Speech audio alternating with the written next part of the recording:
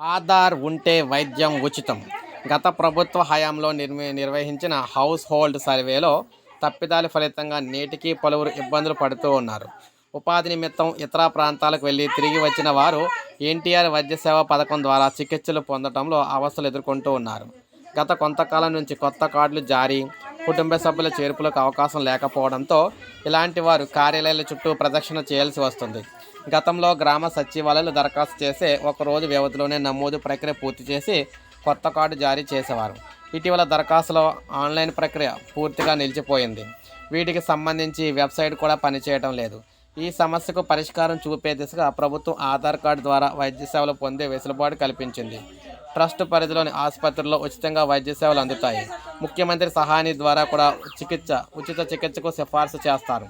నిరాకరిస్తే ఫిర్యాదు చేయండి.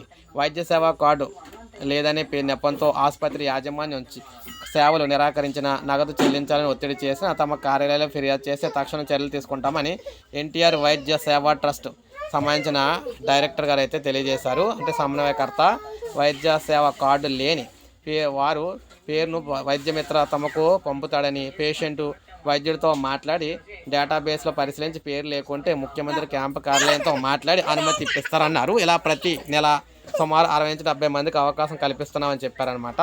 సో ఈ విధంగా ఆధార్ కార్డు ఉంటే చాలు వైద్యం ఉచితం ఏపీలో. సో ఇది అప్డేట్. ఒక లైక్ చేయండి, సబ్స్క్రైబ్ చేసుకోండి మన ఛానల్.